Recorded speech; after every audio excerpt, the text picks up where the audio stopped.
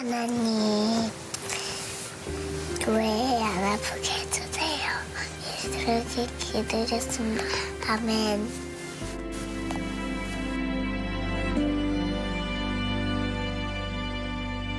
여호와는 너에게 복을 주시기를 원하며 너를 지키시기를 원하시며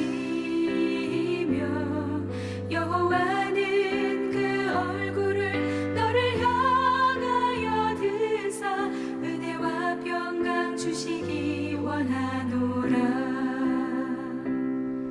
여호와는 너에게 복을 주시기를 원하며 너를 지키시기를 원하시며 여호와는 그 얼굴을 너를 향하여 드사 은혜와 평강 주시기 원하노라.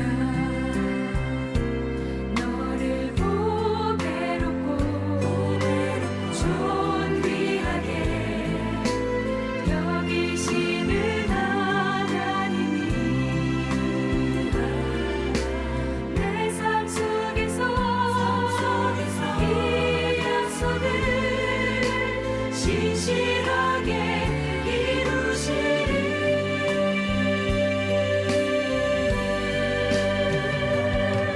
나의 기름진 것으로 하늘의 신령한 것으로 너를 복주시고 지키실 하나님이 너의 영혼 잘 되도록 은혜 베푸시며 영광으로 인도하시리. 나의 기름진 것으로 하늘의 신령한 것으로 너를 복주시고 지키실 하나님이 너의 영혼 잘 되도록 은혜 베푸시며 영광으로 인도하시리.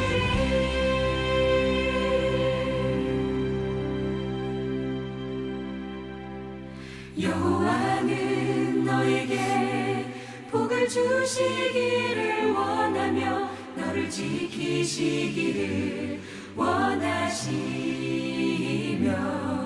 여호와는 그 얼굴을 너를 향하여 드사 은혜와 평강 주시기 원하노라.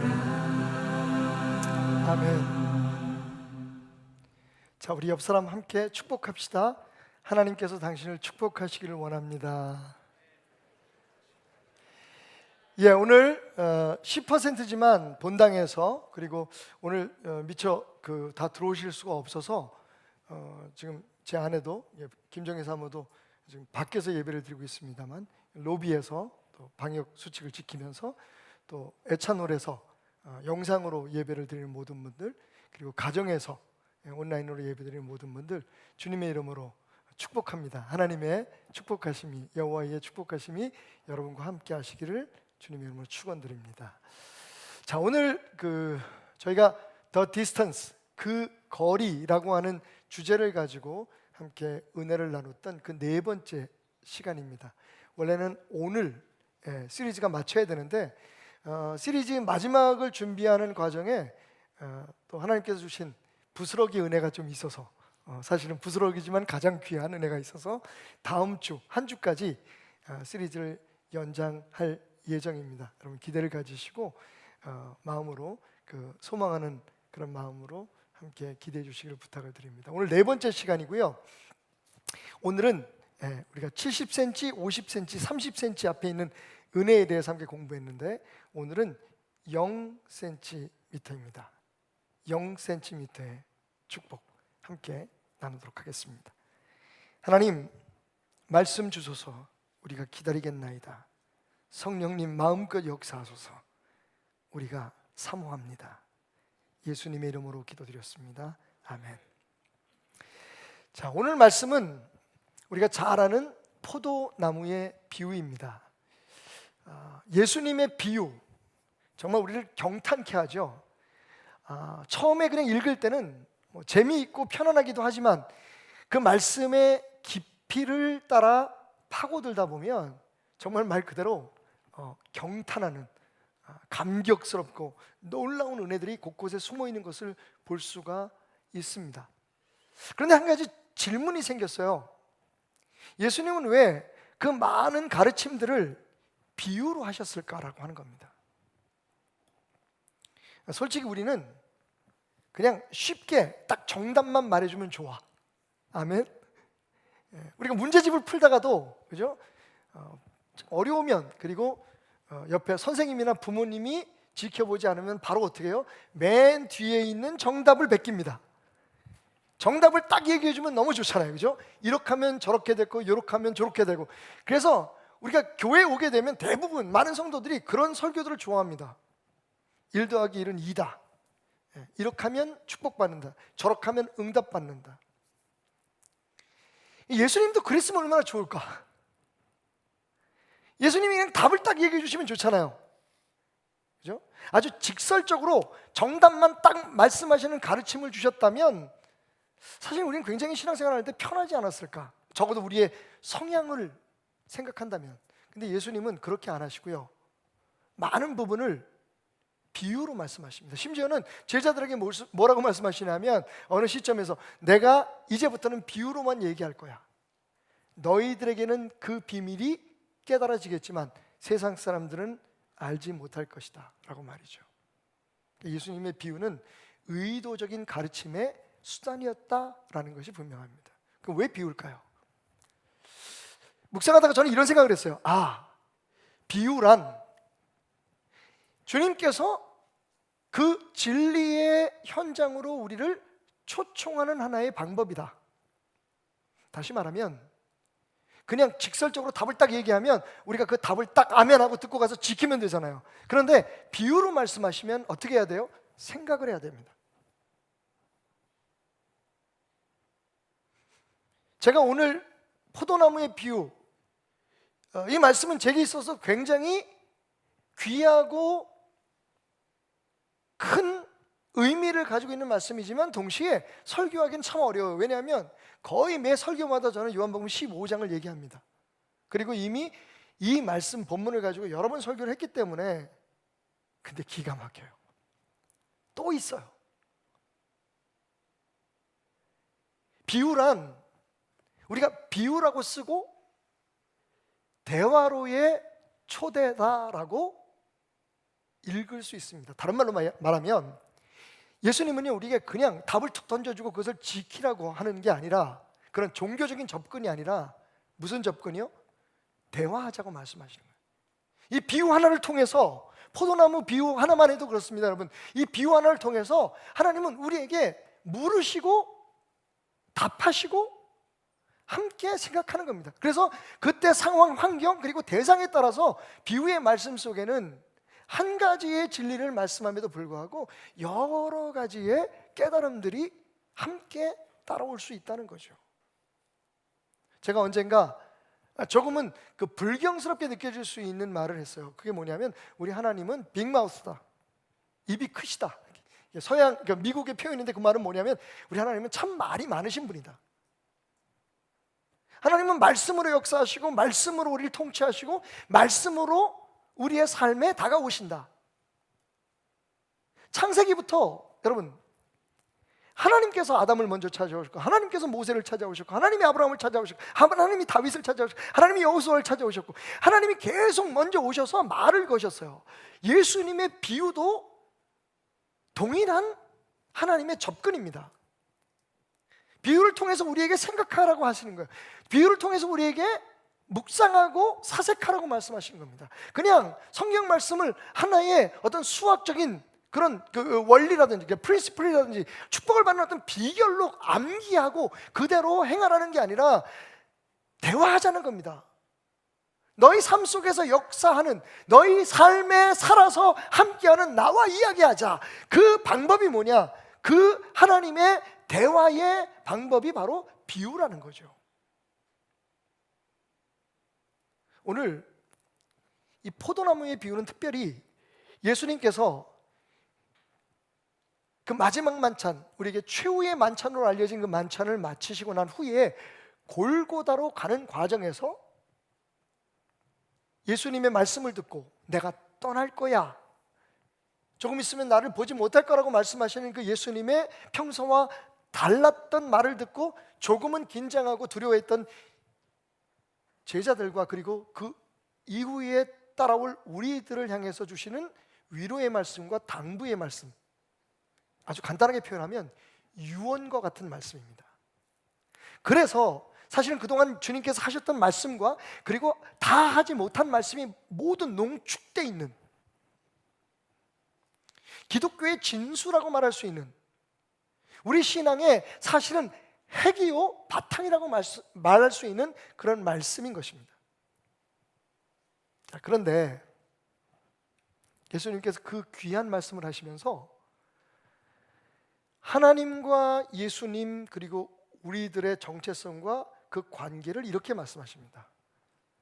I am the true vine. 나는 진짜 포도나무야, 참 포도나무야. The Father is vine dresser.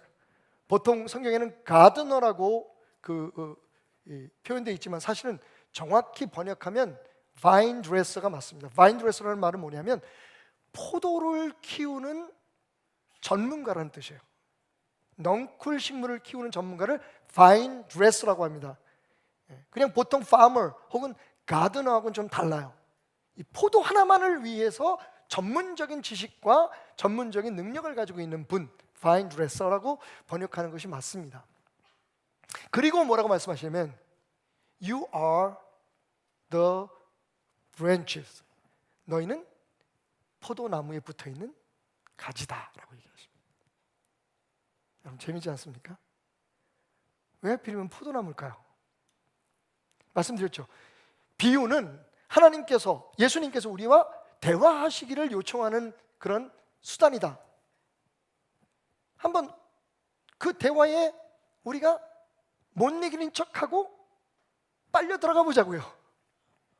주님께 묻습니다. 근데 예수님, 왜 하필이면 포도나무?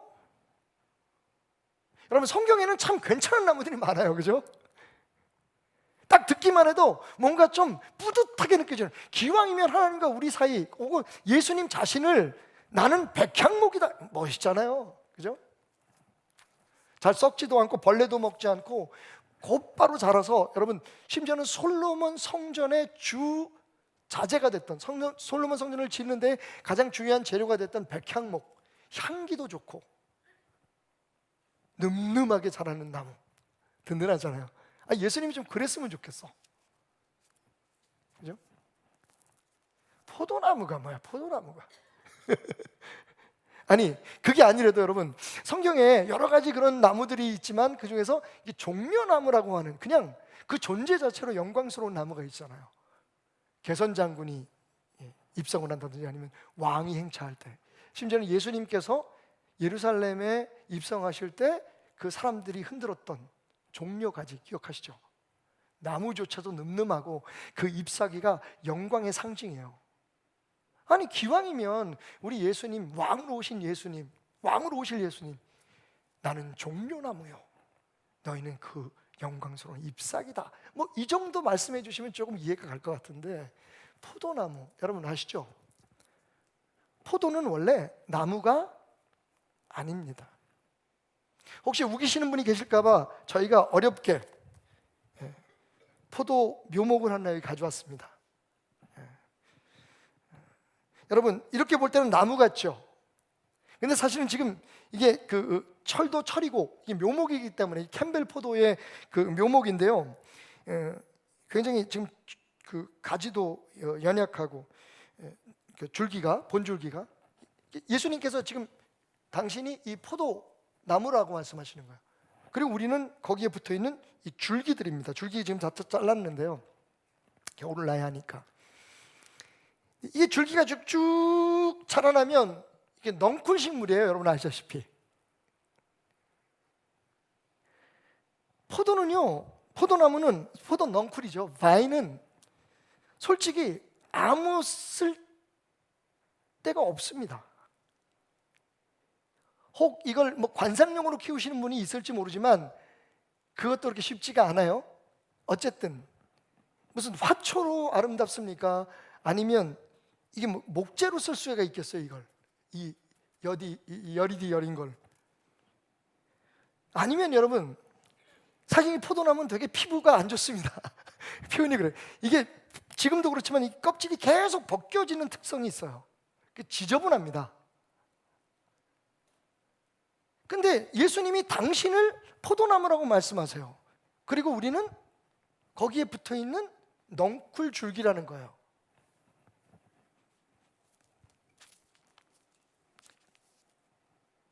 오래전 예수님이 이 땅에 오시기 전에 이사야 선지자를 통해서 이런 예언이 선포됩니다. 이사야서 53장 1절에서 2절. 우리가 전한 것을 누가 믿었느냐? 여호와의 팔이 누구에게 나타나느냐? 그는 예수님입니다. 주 앞에서 자라나기를 연한 순 같고 마른 땅에서 나온 뿌리 같아서 고운 모양도 없고 풍채도 없은즉 우리가 보기에 흠모할 만한 아름다운 것이 없도다. 예수님에 대한 예언이에요. 그냥 연한 순 같고 마른 땅에서 그냥 삐집고 나온 뿌리 같아서 도대체 그 모양이나 풍채나 뭐가 하나 자랑할 것이 없다. 여러분 혹시 우리가 기독교 예수님에 대해서 잘못 알고 있는 건 아닐까요? 우리들의 정체성에 대해서 뭔가 좀 잘못 포장하고 있는 건 아닐까요? 저는 이 비유야말로 정말 정확한 예언의 성취라고 생각해요. 예수님이 당신을 백향목이라든지 아니면 뭐 거대하고 힘있고 늠름하고 세상에 어떤 그 병충해나 이런 거에 영향을 받지 않는 그런 든든한 목재가 되고 뭔가 큰 힘이 되는 그런 나무로 표현하지 않으시고 그냥 열이디 열인 바인. 사실은 바인은 바인이에요.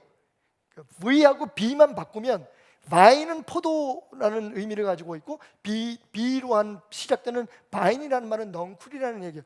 포도나무는 나무가 아닙니다. 넝쿨입니다. 아주 약하고 아주 보잘것없는. 그래서 심지어는요 여러분 지금 이게 잘라놔서 그렇지만 여기 부목을 버팀목을 대주지 않으면 포도나무는 그냥 이렇게 서 있지도 못해요. 땅을 벌벌 깁니다. 어쩌면 주님이 말씀하시는 하나님께서 꿈꾸는 교회와 그리고 우리 성도들의 모습은 그런 것일지도 몰라요. 근데 막 우리가 우리의 힘을 과시하려고 하고 우리가 멋지게 포장하려고 하고 뭔가 힘을 모아서 뭐 세상을 바꿔놓는 무슨 우리 스스로가 무슨 버팀목이 되고 뭔가 큰 일을 이루려고 하는 것처럼 생각하는 건 어쩌면 처음부터 하나님의 뜻에서 벗어난지 모릅니다. 충격적인 뉴스를 어제 들었어요. YTN에서 나왔던 걸로 기억이 나는데 의도는 알지만 밑도 끝도 없이 갑자기 한국 교회에 대한 신뢰도에 대해서 발표를 하는 거예요. 일반 뉴스에서. 신천지부터 시작되는, 사실 신천지는 기독교가 아니지만 그래도 세상 사람들은 잘 모릅니다. 신천지, 그 다음에 사랑제일교회, 이어서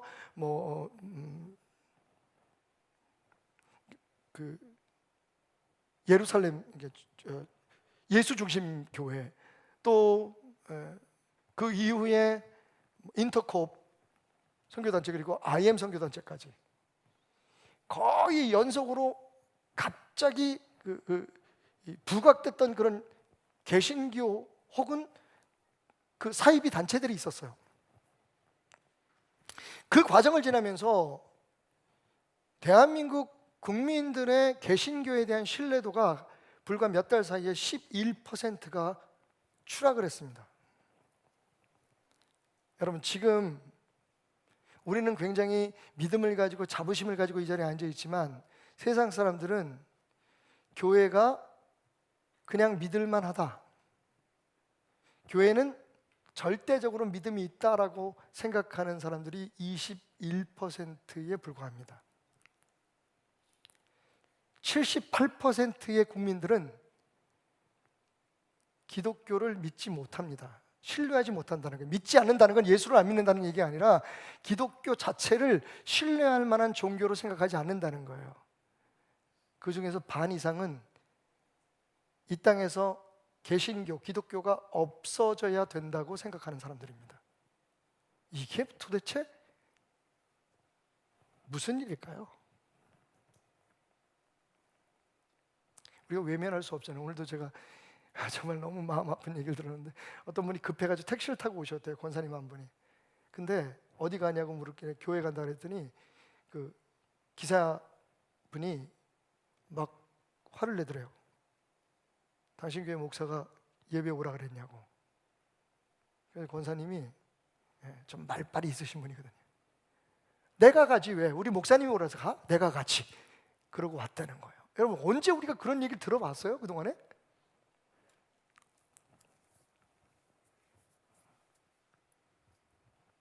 어떨 땐 가슴이 무너져요. 아니 왜 우리가 이런 대접을 받지? 근데 사실은 생각해 보면 우리가 우리를 처음부터 잘못 알았기 때문에 그런 일이 벌어진 건 아닐까라는 생각을 해봐요. 고린도후서 4장 7절은 정확하게 우리의 정체성에 대해서, 아이덴티티에 대해서 이렇게 얘기합니다. 우리가 이 보배를 질그릇에 가졌으니, 아이 좀 사기 그릇도 있고 무슨 방자 그릇, 뭐 좋은 거 많잖아. 근데 왜 질그릇일까? 깨지기 쉽고 보잘것없는.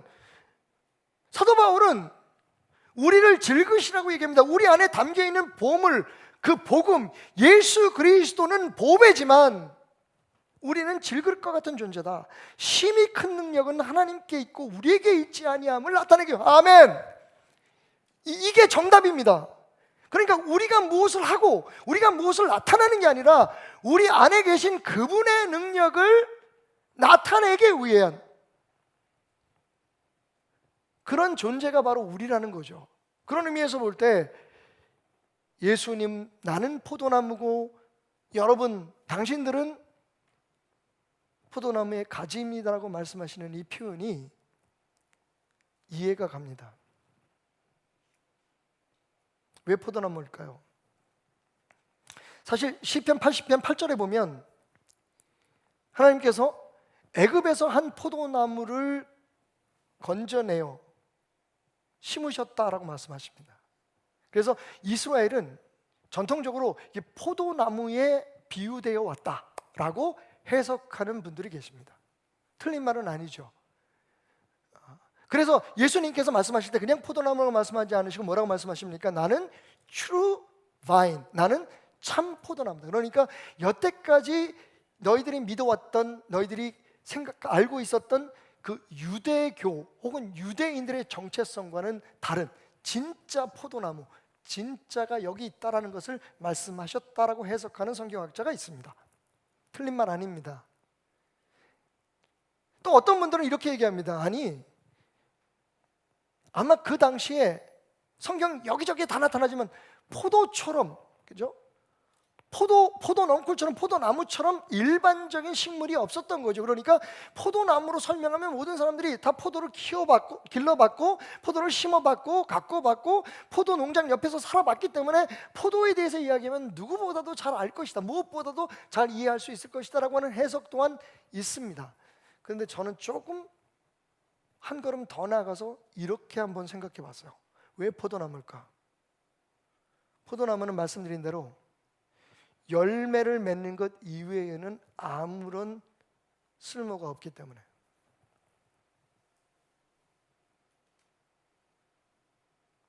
주님은 우리에게 꽃을 피우라고 말씀하지 않으십니다. 주님은 우리에게 멋진 그늘을 만드는 잎사귀로 하나님을 기쁘게 하라고 말씀하지 않으십니다. 오늘 비유에서 주님은 우리에게 열매를 많이 맺으면 아버지께서 영광을 받으실 것이고 너희는 내 제자가 될 것이라고 말씀하십니다. 여러분, 포도나무를 심는 목적은 딱 한 가지입니다. 열매입니다. 열매.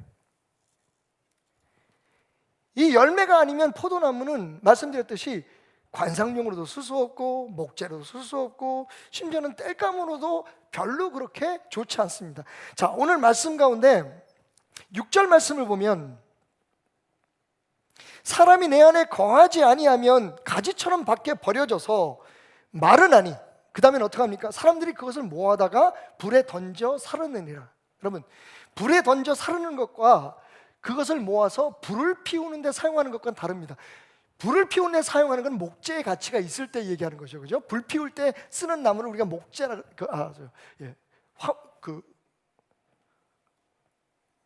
화목이라고 얘기하죠. 불을 피우는 나무, 그죠?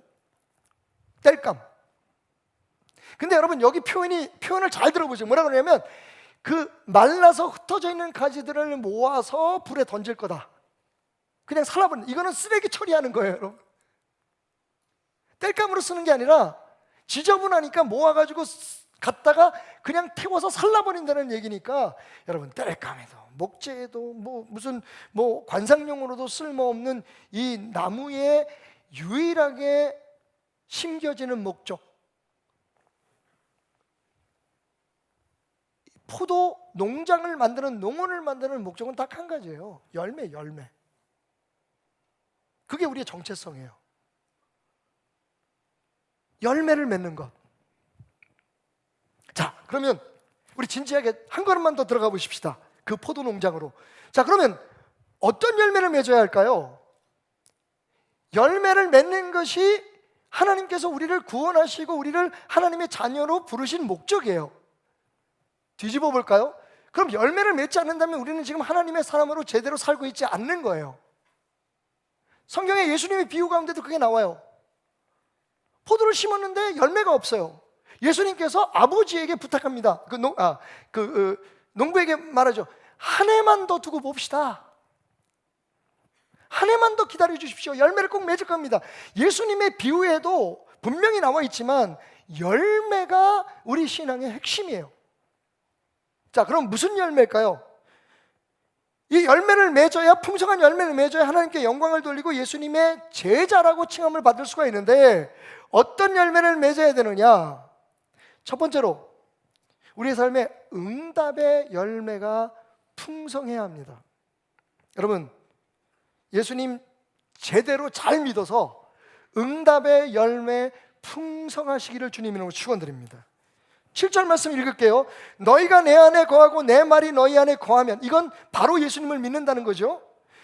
무엇이든지 원하는 대로 구하라. 자, 그 다음에 뭐라고 써 있어요? 여기 성경에는 없지만 제 성경에는 이렇게 써 있습니다. 아싸, 무엇이든지 원하는 대로 구하라. 아싸, 우리가 바라던 바예요, 그죠? 그 참뜻과 관계없이 우리가 원하는 게 정말 하나님 앞에 무엇이든지 구하면 그것이 이루어질지어다. 얼마나 행복한 얘기예요. 근데 이게 성경에 보장돼 있어요. 뭐라고요? 너희가 내 안에, 내 말이 너희 안에 거하면 무엇이든지 구하라. 원하는 대로 구하라. 그러면 이루어질 것이다. 여러분, 우리가 제대로 된 신앙생활을 한다면 우리의 삶에 점점 더 기도의 응답의 열매가 풍성해야 될 줄 믿습니다. 그게 있어야 하나님 믿는 사람인 거예요, 사실은. 두 번째, 11절. 내가 이것을 너희에게 이르면 내 기쁨이 너희 안에 있어 너희 기쁨을 어떻게? 충만하게 하려 함이라. 그 다음에 뭐라고 써 있어요? 아싸. 여러분, 기쁘십니까? 지금 아멘 하신 분은 예배 후에 저를 좀 보십시오. 좀 물어보고 싶어, 진짜인지. 솔직히 우리의 문제가 뭐냐면 예수 믿는데 기쁨이 없어요. 아니, 예수 믿는 자체가 기쁨이 아니에요. 여기서 말하는 기쁨은 분명히 사도 바울이 옥에 갇혀서 그 고통을 당하면서도 우리에게 권면했던 그 기쁨 맞아요. 기뻐하라. 내가 다시 말하노니 기뻐하라. 여러분, 그냥 세상의 어떤 조건에서 오는 기쁨이 아니라 우리 마음속에서 솟아나는 진짜 기쁨, 이게 열매거든요. 자, 다시 말씀드리지만 열매입니다. 여러분, 열매는 스스로 맺어지지 않아요. 스스로 열매가 열매를 맺을 수 없습니다. 열매는 그 뜻이 우리에게 말해주듯이, 그죠? 프루시 뭡니까? 결과물이에요, 결과물. 하나님께서 창조하신 자연의 법칙 속에서 이해하면 나무에 붙어 있고 그 나무에서의 전달되는 모든 생명력과 그리고 영양분과 수액을 담아서 그 결과물로 맺어지는, 뭐 그 사이에 무슨 여러분 알다시피 뭐 벌과 나비가 활동을 하고 뭐 여러 가지가 있겠지만 어쨌든 그 결과물이거든요. 그러니까 열매가 열매 스스로 무엇을 할 수 없어요. 딱 한 가지 경우를 제외하고. 어떤 경우요? 김열매 자매가 자기의 인생을 사는 것 이외에 열매가 자기 힘으로 할 수 있는 건 아무것도 없어요. 그죠? 그러니까 이 기쁨은 우리 안에서 솟구치는 기쁨, 주변 환경과 상관없이 우리가 지금 살아가고 있는 어떤 모습과 관계없이 우리 안에서 솟구치는 그 진짜 기쁨이어야 되는 거예요. 그런데 여러분, 성경은 그것을 우리에게 보장하고 있어요. 내가 너희에게 이 얘기를 하는 것은 무슨 얘기요? 내 안에 거하라. 내 말이 너희 안에 거하면 너희 모든 기도가 이루어질 것이고 너희 안에 샘솟는 기쁨이 있게 될 것이다. 만약에 여러분들이 기쁨의 열매가 없다면요, 다시 한번 오늘 말씀을 생각해 보셔야 돼요. 뭐가 문제지?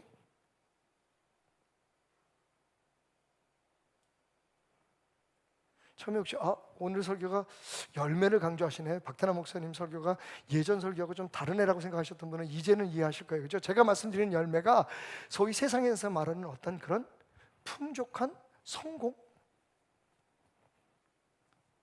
안락한 어떤 물질적인 그런 열매만을 얘기하는 것은 아니라는 거죠.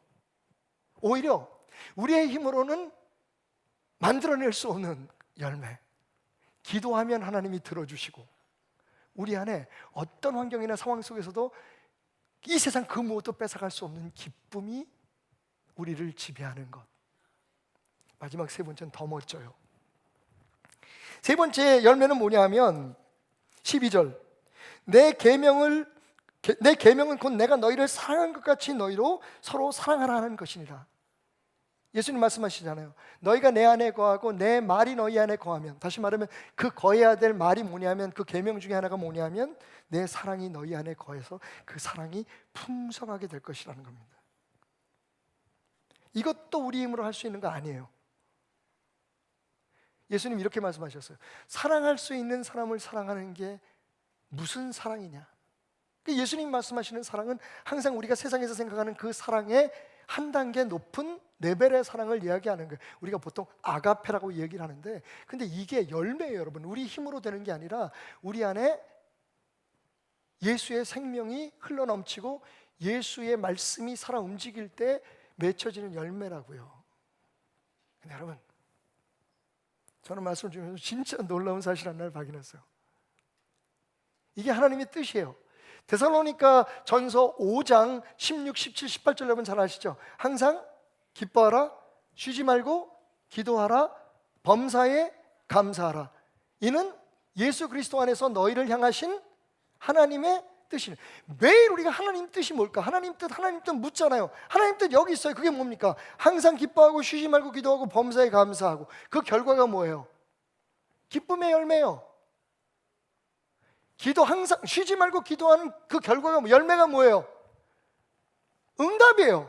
오늘 말씀하신 것처럼. 자, 그럼 세 번째, 범사에 감사하라. 여러분, 이 범사에 감사함의 열매가 뭔지 아세요? 사랑이에요. 여러분, 정말 친한 친구라고 해서 보증을 서줬는데 도망가 버렸어. 자기 힘들다고. 솔직히 그런 친구를 어떻게 사랑할 수 있을까요? 아니, 어떻게 용서할 수 있을까요? 우리의 삶에 정말 말도 안 되는 일을 범한 그 사람들을, 우리의 인생을 완전히 바꿔놓은 그런 못된 짓을 한 사람들이 우리 삶에 있으면 그 사람들을 어떻게 사랑하고 어떻게 용서할 수 있을까요? 우리의 힘으로 안 되는 거죠.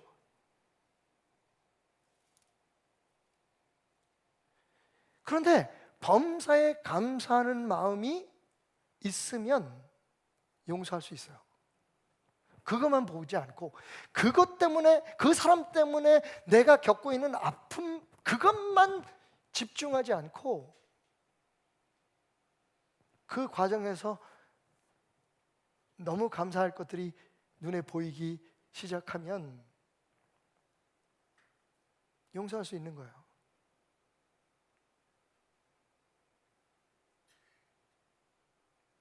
사실은요, 하나님의 말씀은 다 하나의 복음이라는 초점을 향해서 모여집니다.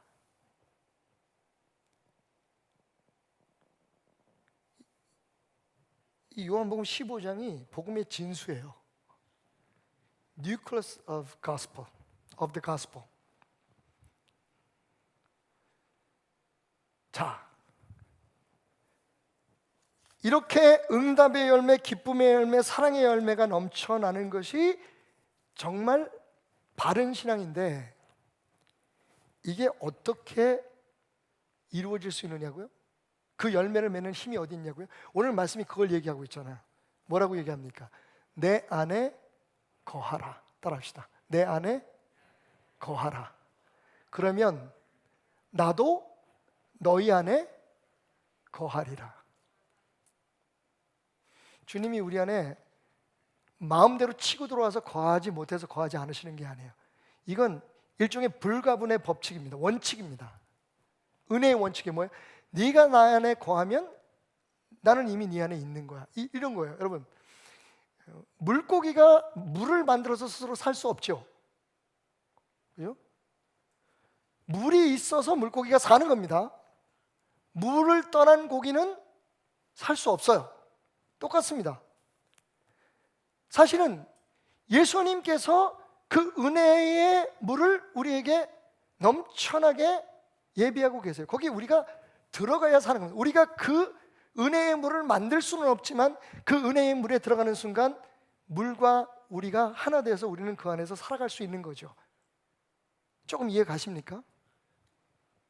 그러니까 재밌는 건 여러분, 여기서부터 우리 기독교에 대한 새로운 생각이, 이거 벗어나지 못하고 여기까지 도달하지 못하면 여러분 오늘 이 말씀을 듣고 묵상하세요. 그리고 여러분의 삶에 반드시 우리가 가지고 있는 이 신앙에 대한, 세상 사람들이 뭐라고 하든 우리라도 우리의 신앙의 본질을 좀 깨닫기를 원합니다. 여러분 보세요. 15장 전체에 예수님께서 그래서 열매를 맺으라고 말씀하셨는데, 열매를 맺기 위해서 이거 해라 저거 해라 노력해라는 말씀 안 하세요. 딱 한 가지 부탁하십니다. 그게 뭡니까? Remain in me, 내게 거하라라고 말씀하세요. 그게 전부예요. 그러니까 기도의 열매 뭐든지 구하면 이루어진다. 근데 여기서 이 말이 맞는 게 뭐냐면, 그럼 우리가 구한 거 안 되는 게 많은데 무슨 소리야? 안 될 수밖에. 그게 하나님께서 원하는 게 아니면 안 되는 게 맞는 거예요. 그러니까 모든 것을 구하든 무엇을 구하든지 이루어진다는 것은 하나님 안에 거하는 사람이 하나님 뜻대로 구할 수밖에 없는 것들이 구해지면 그건 100% 이루어진다는 겁니다. 주님은 다른 말씀 안 하세요. 근데 우리는 너무 많은 일들에 지금 정신을 팔고 있어요. 주님은 그냥 붙어있는 것부터 시작하자 그래요. 나한테 붙어있지도 않으면서 도대체 니네들이 무슨 기도하고 니네들이 금식하고 니네들이 뭐 어디 전도를 다니고 막 다른 사람들이 전염병이 확산된다고 하지 말라 그러는데 죽으라고 우리 함께 모여서 예배 드려야 됩니다. 이렇게 모여드는 것이 정말 내 안에 거하는 거냐고 주님 물어보시는 거예요. 그래서 우리는 담대하게 얘기하는 겁니다. 함께 모여서 예배할 수 있으면 너무 감사. 그렇지 않아도 감사. 왜? 우리는 어디에 있든지 무엇을 하든 예수 안에 거하는, 그걸 포기하지 않을 수 있는 사람들이기 때문이잖아요.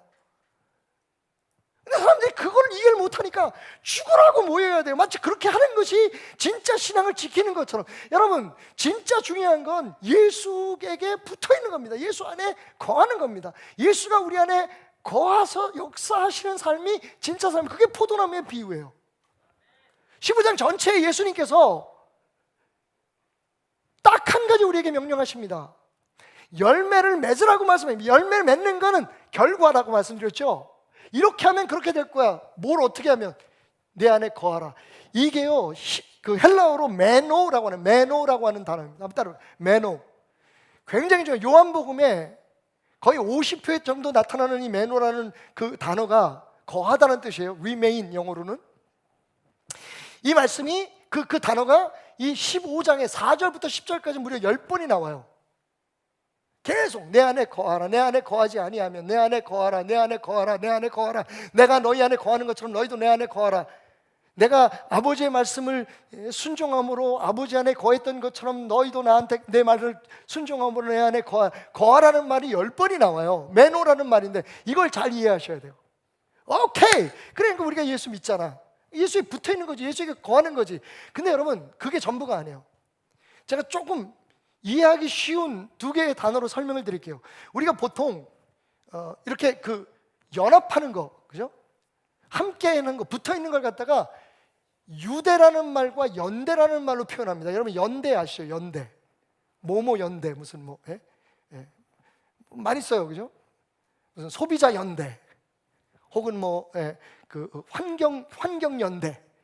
연대라는 말은 말 그대로 어떤 하나의 목적을 위해서 똘똘 뭉치는 거예요. 같은 생각과 목적을 가진 사람들이 사실은 일, 사상, 생각을 위해서 모이는 게 연대예요. 그죠? 영어는 solidarity라고 하는데 이거는 그냥 연대예요. 모여서 무슨 일을 하는 거예요.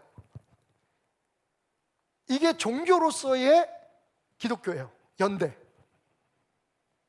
그럼 유대는 뭡니까? 유대는 사실 그 한자로 보면, 그죠? 띠와 유대, 허리띠, 이런 의미를 가지고 있어요. 그러니까 띠로 묶인다는, 영어로 말하면 bond예요. B-O-N-D, bond. 이 유대는 뭐가 있냐면, 여러분 우리가 보통 유대감을 느낀다는 얘기 하잖아요. 여기는 감정이 들어있어요. 연대는 일을 위해서 모이는 거고, 유대는요 나누는 거예요. 감정도 나누고 서로 피부도 나누고. 그래서 우리가 유대감이 있다라는 얘기를 하잖아요, 그죠? 연대감은 말 그대로 그냥 꼴똘 뭉치는 거예요, 무슨 일을 위해서. 근데 유대감이라는 것은 그보다 더 깊은 단계의 인티메시를 요구하는 거예요. 여기서 매너라는 말은 유대예요, 유대. 그냥 단순히 교회에 다니고 예수 믿고 교회에서 말하는 우리가 전통적으로 배워왔던 그 전통들을 지키는 건 연대예요. 그건 축복받는 일을 위해서, 그 노동을 위해서 우리가 함께 뭉치는 거예요. 그런데 주님이 원하는 건 그게 아니고 유대예요, 유대. 삶을 나누자는 거예요. 여러분, 포도의 가지는 포도 없이는 존재할 수 없습니다. 포도나무 자체에서 솟구치는 생명력과 그 영양분들이 이 포도 가지를 생존케 하고 그리고 열매를 맺게 하기 때문에, 그게 바로 기독교예요. 관계로서의, 유대감으로서의 bondage, 매너, 내 안에 거하라. 거긴 바로 따로 붙는 게 있어요. 그게 뭡니까? 내가 너희한테 거한다. 그래서 보세요, 여러분. 8절 말씀 우리가 잘 알잖아요. 뭐라고 말씀하십니까? 내 안에 거하지 않으면 버려져서 불쏘시개가 된다고 얘기해요.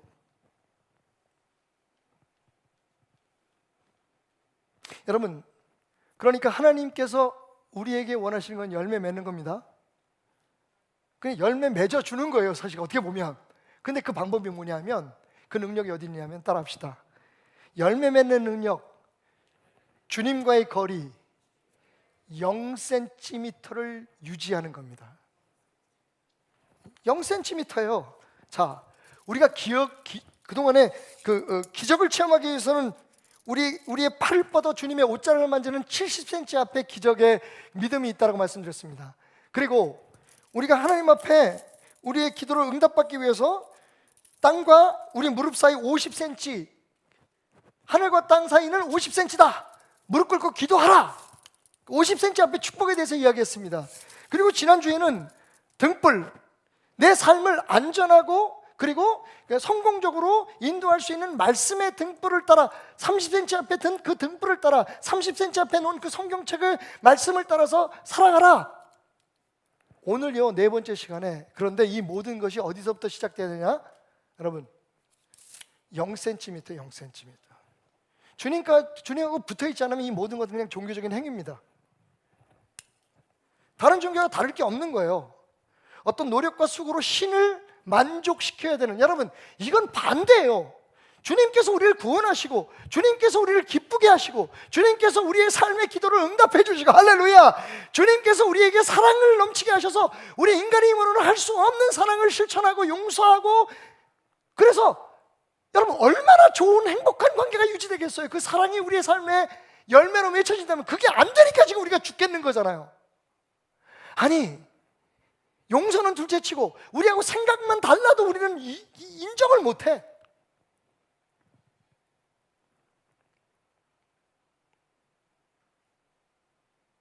(0cm에) 0cm. 너희가 내 안에 거하고 내 말이 너희한테 거하면.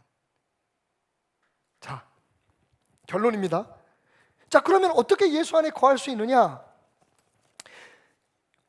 7절 말씀, 너희가 내 안에 거하고, 이건 예수 그리스도 우리의 삶의 구주로 영접하고 신뢰하는 거예요. 그냥 교회 다니는 건 붙어 있는 겁니다. 그죠? 근데 붙어 있는 건 좀 위험해요. 왜? 내게 붙어 있어서 열매를 맺지 않으면 제해버린다고 2절에 나와 있잖아요. 그죠? 그러니까 교회 다니는 것만으로는 안 되는 거야. 좀 불안해요. 주님의 말은 뭐라고 말씀하냐면 붙어 있는 것만 가지고는 안 되고 어떻게 해야 된다고요? 거해야 된다고 말씀하세요. 거해야. 아까 말씀드린 것처럼 주고받아야 되는 거예요. 다시 말하면 주님께서 내 안에서 일하실 수 있도록 나를 드릴 수 있는 훈련이 필요하고 그런 결단이 필요한데, 그게 어디서부터 시작되냐면 예수를 주로 영접하는 자, 하나님의 자녀가 되는 권세를 주신다 그랬죠. 그러니까 우리가 물어야 돼요.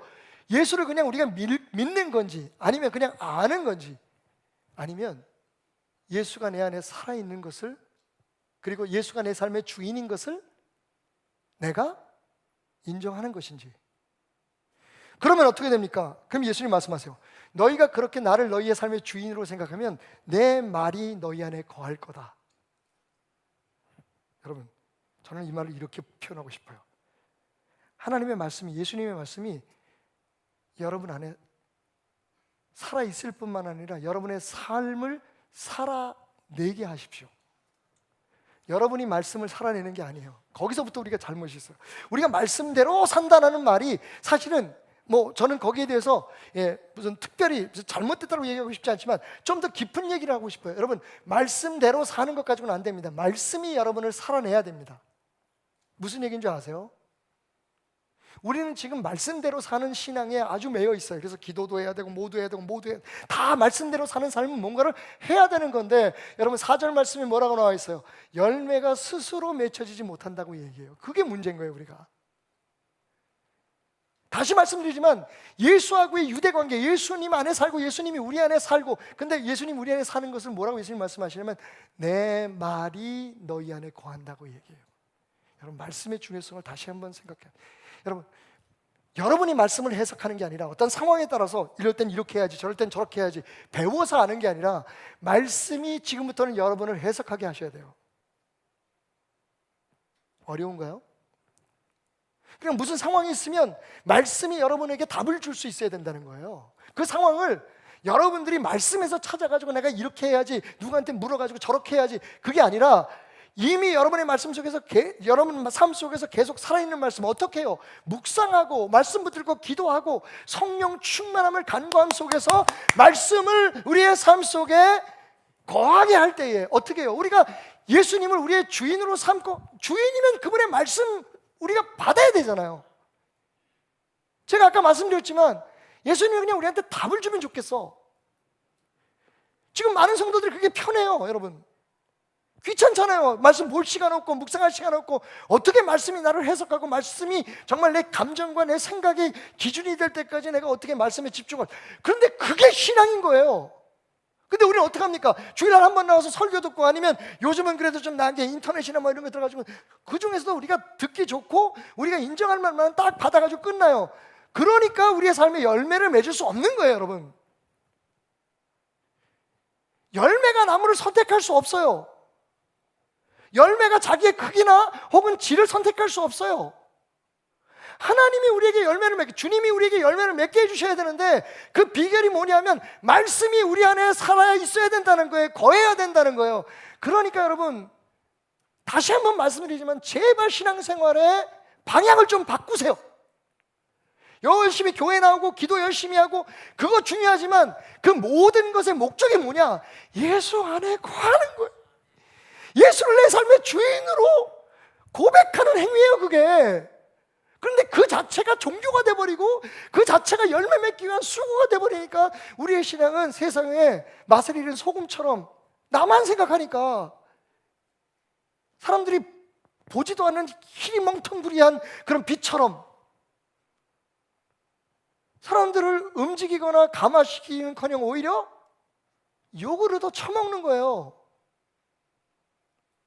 다 하나님의 말씀대로 한다 그러면서 사실은 하나님의 말씀의 기본인 예수 안에 거하고 예수가 판단하게 하고 우리 안에 우리가 먹었던 말씀, 우리 안에 이미 흘러 넘치고 있는 그 말씀이 어떤 상황에서 내가 이걸 해야 될까, 이걸 먹어야 될까, 올해는 무엇을 해야 되지, 이런 것들이 말씀이 우리를 해석하게 만들어야 되는데, 그러려면 아주 말씀에 빠져 살아야 돼요. 말씀이 우리 안에 살아 있어야 돼요. 말씀이 있어야 성령님도 역사하시는 거예요, 여러분. 말씀은 성령은 말씀을 기록하신 분이지만 또한 그 말씀을 우리에게 설명해 주시는 분이에요. Illumination of Holy Spirit, the power of Holy Spirit. 성령님께서 우리에게 그것을 깨닫게 해주시는 능력이 어디서 옵니까? 말씀을 봐야 오지요. 말씀을 담아야 오지요. 아니 아무리 세상에 유명한 요리사라도 재료 없이 어떻게 음식을 만들어냅니까? 다시 한번 말씀드리지만 여러분, 힘들어도 어려워도 다시 시작하셔야 돼요. 21% 이하로 떨어진 이 개신교의 신뢰도는 그냥 올라가지 않습니다. 우리가 본질을 회복해야 돼요. 분명히 우리가 우리의 힘이 아니라 하나님의 능력으로, 주님 주신 사랑으로 우리가 세상을 변화시키고 있고, 모든 결정들이 하나님께서 원하시는 그 사랑의 법대로, 그 기쁨 충만한 법대로, 그 기도의 응답으로 이루어지고 있다는 것을 세상에 보여줘야 돼요. 종교가 아니라 이제 그만! 기도는 더 열심히, 찬송은 더 뜨겁게, 헌신과 희생은 더 많이, 하지만 이 모든 것이 예수 안에 거하지 않으면 이게 다 그냥 우리의 수고예요. 무엇인가를 얻어내기 위한 그냥 신앙 연대에 불과한 거예요. 분명히 하나님 말씀하십니다. 약속은 예수님 말씀하십니다. 너희가 내 안에 거하면 내 말이 너희 안에 거할 거야. 그러면 내 말이 너희의 삶에 열매를 맺게 할 거라고. 내 능력이 너희를 열매 맺게 할 거라고. 너희가 아니라 내가 열매 맺게 할 거라고. 내 아버지의 계명을 지켜 그의 사랑 안에 거하는 것 같이. 여러분, 예수님이 하나님 앞에 어떻게 거했는 줄 아세요? 하나님의 말씀을 지킴으로 거했어요. 하나님의 말씀이 예수님 안에 있었기 때문에 하나님 안에 있었어요. 이게 기독교예요. 너희는 내 계명을 지켜라. 그러면 내 사랑 안에 거할 거다. 예수님 사랑한다고 헛소리하지 말고, 헛노래 부르지 말고 예수님 진짜 사랑하는 법을 배우세요. 근데 그건 사실 우리가 의무가 아니라 축복이에요. 다시 한번 말씀드리지만 베델의 성도 여러분, 정말 제 일평생에 저의 모든 젊은 시간과 저의 모든 에너지와 남은 모든 시간까지도 하나님이 허락하시는 대로 쏟아붓기를 원하는 여러분, 제 평생에 뭐 다른 교회 또 있겠어요? 여러분이 제 삶의 전부입니다. 그래서 말씀드립니다. 여러분, 신앙의 방향을 좀 바꾸세요. 목표를 좀 바꾸세요. 여러분이 예수님이 여러분의 삶의 주인이라는 것, 여러분이 주인이라서 여러분이 계획하고 여러분이 바라는 걸 주님의 힘으로 얻어내는 게 아니라 주님께서 여러분 안에서 생각하게 하고 주님께서 여러분에게 판단하게 하고, 모든 상황에서 성경이 여러분을 해석할 수 있도록 하나님의 말씀에 젖으세요. 열매 맺어집니다. 안 그러면 저도 기독교를 신뢰할 수 없을 겁니다. 저는 믿습니다. 우리 힘으로 다시 신뢰를 회복할 수 없어요. 요즘스러운 교회요? 여러분, 그건 우리의 노력이지, 우리의 선언이지, 그것 가지고도 안 돼요. 우리가 어떻게 사람들의 마음을 돌릴 수 있을까? 무슨 짓을 해서요? 얼마나 돈을 써서요? 지금 한국 교회가 방향이 잘못됐다는 말씀을 저는 또 드리는 거예요. 이럴 때일수록 더 예수께 가까이 가서 붙어 있어요. 0cm를 찾아가야 돼요. And remain in Him. 그분 안에 머무는 것을 배워야 돼요. 말씀을 통해서, 기도를 통해서 더 열심히 있는 우리의 신앙생활을 통해서 예수의 말씀이 우리를 해석하고 예수의 말씀이 우리의 감정을 지배하고 예수의 말씀이 우리의 사고와 의지와 선택을 지배할 수 있도록 하는 것. 이제 내가 사는 것이 아니요 나를 위하여 자기의 목숨을 버리신 하나님의 아들을 믿는 믿음 안에 사는 것이다. 이게 그냥 개념이 아니에요. 관념이 아닙니다. 이게 기독교예요.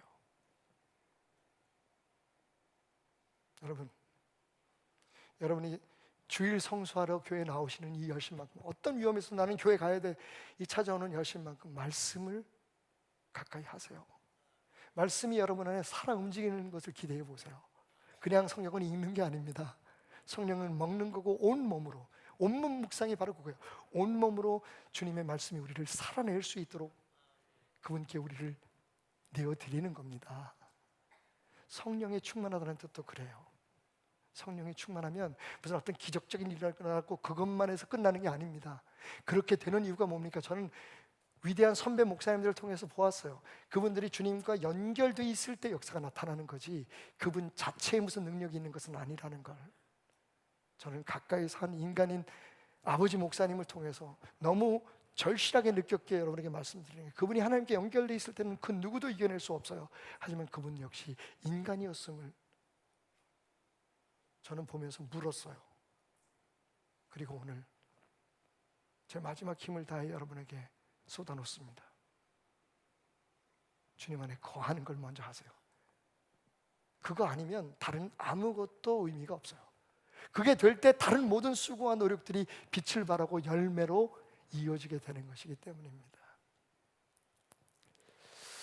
그런데 여전히 마지막으로 한 가지 부담이 있네요. 2절 말씀은 제가 가진 신앙이나 혹은 신학적인 면에 있어서도 좀 저로 하여금 더 많은 대화를 주님과 할 수 있도록 제게 다가왔던 것 같아요.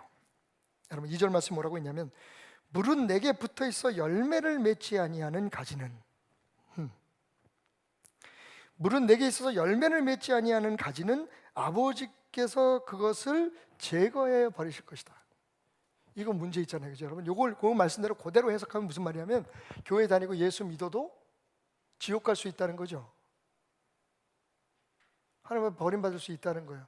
근데 우리가 흔히 우리 신학 가운데, 우리 신앙 가운데 어떤 주장이 있냐면 믿는 자의, 신자의 견인이라는 게 있습니다. 그건 뭐냐 하면 주님께서 예수를 구주로 영접하고 살아가는 사람은 어떻게 하든지 그들의 삶을 구원하신다는 거예요. 천국까지 우리를 인도해 주신다는 거예요. 근데 오늘 말씀은 가차없이 말합니다. 제거해 버릴 거다. 근데 여러분, 저는 이 2절과 6절 말씀을 좀 비교해 봤어요. 6절 말씀 뭐라고 얘기하냐면 사람이 내 안에 거하지 아니하면 가지처럼 밖에 버려져 마른다고 얘기했죠. 그러니까 6절에는 예수 안에 거하지 않는 가지들이 불쏘시개로 사용되는 거 얘기고요. 그 다음에 2절은 예수에게 붙어 있는데 열매가 없으면 제해버린다는 거예요. 그러면 이 또한 율법주의인가? 그리고 이 또한 신자의 견인이나 혹은 소위 우리가 말하는 하나님의 예정하심과는 관계없는 얘기인가라고 하는 질문을 갖게 되죠. 저 많이 고민했어요. 그러다가 이 제거해버린다고 하는 단어, 본문에는 아이레이라고 하는 이 동사에 또 다른 의미가 있다는 것을 알게 됩니다. 그게 뭐냐면 들어 올리다, lift up. 와우. 그러니까 대부분의 모든 번역들은 다 제거해버린다고 이야기하고 있지만 사실은 그건 그 단어의 한 가지의 의미만을 이야기한 거예요. 거기에는 어떤 의미가 있냐면 들어 올린다는 얘기가 있어요. 여러분 말씀드렸듯이 포도는 넝쿨이에요. 땅을 기어요. 그냥 내버려두면 땅을 기어요. 그러면 열매 맺지 못해요. 포도 넝쿨의 특징이 뭐냐면 포도가 땅을 길 때 거기에서 그냥 뿌리가 나요. 그리고 자기 나름대로 또 새로운 나무를 키워갑니다. 그런 포도 줄기는 절대로 열매를 맺지 못해요. 그래서 포도 바인 드레서들은요, 포도의 가지가 땅을 기게 될 때 어떻게 해요? 그것을 들어 올려서 부목을 되어줍니다. 나무의 생기와 나무의 힘을 그대로 받아서 자기 혼자 독립적으로 뿌리를 내리고 살아가면 죽어요. 열매 못 맺습니다. 그런데 그 나무의 줄기에서 나오는 힘으로 열매 맺게 하기 위해서 lift up, 가지를 들어 올려주는 거죠. 여러분, 저는요 이 두 가지 해석이 다 맞다고 생각해요. 적어도 하나님은 우리를 그렇게 쉽게 포기하지 않는다는 건 분명해요. 제가 제 삶에서 느끼는 게 그거예요.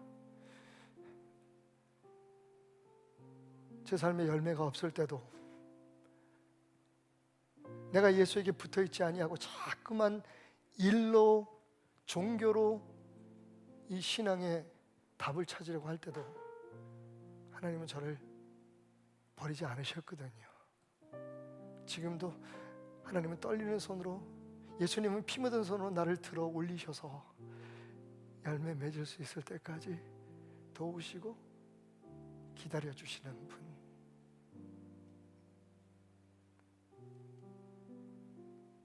저는 오늘 말씀을 마치면서 여러분에게 그분의 그 미친 사랑, 믿지는 사랑, 무조건적인 사랑을 소개하며 여러분을 위로하고 싶어요.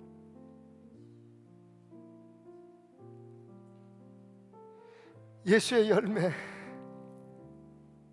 여러분 세상 우리의 노력과 우리 교회에서 우리 교회의 힘으로 해놓은 어떤 명성이나 이름들 따르지 말아요. 예수가 맺게 하는 그 열매를 맺기 위해 예수님께 붙어 있자고요. 그런데 우리가 약하고 부족해서 그래도 우리의 욕심대로 땅을 기고 살아가려고 할 때 우리 기대하자고요. 하나님은 우리가 열매 맺을 때까지 이 부족하고 못난 목사에게 하셨던 것처럼 여러분들에게도 그렇게 해주실 거예요. 그게 하나님의 약속이에요. 내게 붙어있어 열매를 맺지 못하는 가지는 내가 들어 올려 열매 맺을 때까지 기다려주고, 열매 잘 맺는 가지는 내가 깨끗하게 하여 더 많은 열매를 맺게 할 거야. 우리가 포기하지 않으면 돼요. 우리가 깨달으면 돼요. 예수 안에 거하고 성령이 여러분 안에 충만히 거하고 말씀이 살아 역사함으로 여러분이 이제 말씀을 해석하려고 공부하고 노력하고 말씀을 어떻게 따르려고 여러분이 인간적인 애를 써서 어떤 것을 얻어내려고 하는 신앙이 아니라 살아있는 말씀이 여러분 안에 있어서 여러분을 해석하고 시간마다 여러분이 해야 될 것을 성령님이 알려주시고 말씀이 깨닫게 해주시고 그리고 그것을 살아내게 함으로 풍성한 열매, 넘쳐나는 열매, 할렐루야, 하나님 앞에 영광이 되고 그리고 예수의 제자라고 불림 받을 수 있는 그 열매를 맺으신 여러분의 삶이 되기를 주님의 이름으로 축원드립니다. 주님 안에 거하는 것, 그분과 동행하는 것, 그게 우리의 모든 것이기를, 주의 날개 아래 거하는 것, 주의 임재 안에 거하는 것, 나의 가장 큰 소망, 나의 가장 큰 은혜, 주와 함께 동행하는 일. 함께 고백합시다. 주의 날개, 그렇게 주님 앞에 거하기를 원하시는 분은 우리 믿음으로 두 발을 딛고 일어섭시다. 주의 임재 아래 주님께 더 가까이 우리 자리에서 일어나서 함께 찬양하기를 원합니다. 가장 큰 소망 나의 가장 큰 은혜 주와 함께 동행하는 내 모습 이대로 내 모습 이대로 주님 사랑하십니다. 사랑하시 주님께 나가기만 하면 됩니다. 연약함 그대로 우리의 연약함 그대로 주님은 받아주십니다. 사랑하시 자신을 탓할 건 없습니다. 주님께 모든 고백하면 됩니다. 주가 주님 내 삶의 주인 되소서. 나를 인도하소서. 인도하소서. 내 모습 이대로 사랑하시네 연약함 그대로 사랑하십니다. 사랑하시네 나의 모든 발걸음 주가 아시다니 날 인도하소서. 고백합시다. 주의 날개 아래 거하는 것 주의 임재 아래 거하는 것 나의 가장 큰 소망 나의 가장 큰 은혜 주와 함께 동행하는 것이 나의 소망입니다. 내 평생의 하나님 내가 가장 인생할 일 나의 소망 되게 하소서.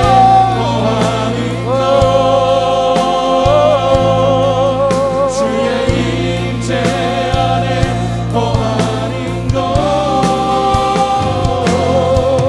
나의 가장 큰 소망 나의 가장 큰 은혜 주와 함께 동행하는 하나님의 꿈이 하나님의 꿈이 나의 비전이 되고 예수님의 성품이 나의 인격이 되고 성령 200원금이 나의 능력이 되길 원하고 바라고 기도합니다. 이 세상을 살아가는 동안에 세상을 살아가는 동안에 기도하는 마음으로 함께 찬양합시다. 나의 힘을 의지할 수 없으니 아멘. 기도하고 우리 시간 함께 기도할까요? 마지막 곳을 다시 한번 주님 앞에 우리의 신앙을 내어놓고 점검해 보십시다. 나는 무엇을 위해 어떻게 하나님을 믿어왔는지 주님이 내게 뭐라고 말씀하시는지 우리 주님과 대화합시다. 기도하겠습니다. 주여 주여 주여. 그렇습니다. 우리의 믿음이 주님이 원하시는 믿음으로 우리의 신앙이 주님이 바라는 그 신앙으로 주여 주님 말씀이 우리 안에 살아서 이제는 우리가 말씀을 따라가는 게 아니라 말씀이 우리를 살아내는 성령이 우리를 살아내는 하나님 그 신비한 은혜 속에 포도나무에 붙어있는 가지 성령 충만함의 열매를 맺는 주님 그 삶으로는 우리가 살아갈 수 있도록 역사하여 주시옵소서. 주님 뜻대로 주님 원하시는 대로 우리 자신을 주님 앞에 드립니다.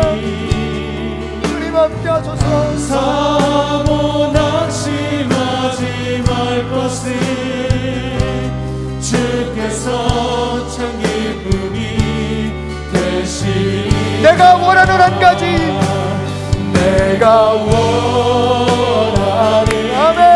하나님을 찬양합시다. 비록 우리는 약하고 연약하지만 우리를 도우신 하나님을 찬양합니다.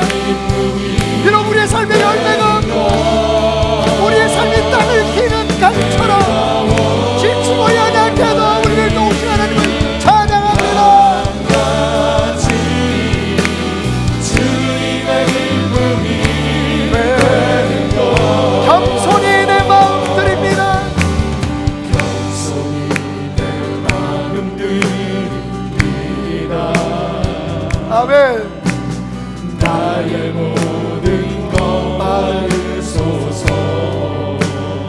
나의 맘 깨끗하게 하여 씻어주사 끝에 씻어주사 주의 길로 행하게 하소서 주의 열매 풍성하게 하소서 내가 원하는 한 가지 주님의 기쁨이 되는 것 내가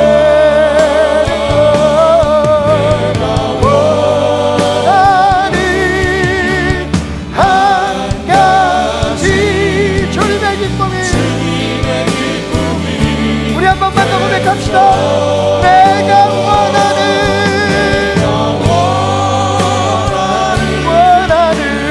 한 가지 주님의 기쁨이 되는 것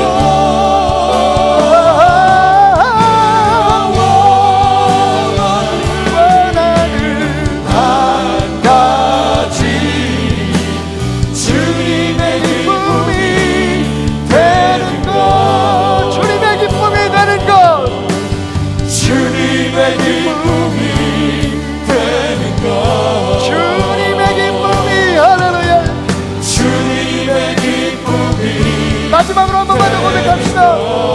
주님의 기쁨이 되는 것 주님의 기쁨이 되는 것 오늘 우리가 예배하며 찬양하며 기도하며 주님 앞에 이 정성을 다한 물짐을 드리면 주님이 우리의 주인 되시며 주님이 우리 안에 지금도 살아서 역사하고 계심을 인정하며 믿기 때문입니다. 우리의 마음의 고백을 받으시고 우리의 신앙의 몸부림을 주님 받으셔서 축복하소서. 열매 맺되 주님 안에서 구하는 것마다 다 이루어지게 하시고 세상이 어떻게 돌아가든 세상이 우리를 어떻게 비난하든 주여 우리의 잘못을 회개하고 당당하게 하나님 우리 안에 기쁨이 넘치게 하여 주옵소서. 그 기쁨이 우리 주변 사람들에게 힘이 되고 좌절하고 실망하고 쓰러져가는 하나님 믿지 않는 사람들에게 오히려 소망이 되는 교회 되게 하시고 하나님 성도 되게 하여 주옵소서. 2000년 전 로마 병정들의 결정이 옳았다. 예수는 죽었어야만 했다라고 하나님 감히 하나님 앞에 예수님께 부끄러워서 보여드리고 싶지도 않은 댓글들이 쏟아져 나오는데 하나님 우리가 무엇을 더 하나님 앞에 무엇을 더 바라며 소원하겠습니까? 주님 원하시는 신앙으로 돌아가게 해주십시오. 신앙을 빙자한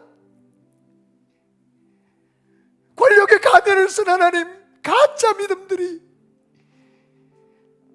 자신들의 욕심과 번영에만 눈이 뒤집혀 있는 저 거짓 사람들이 아버지 참 포도나무에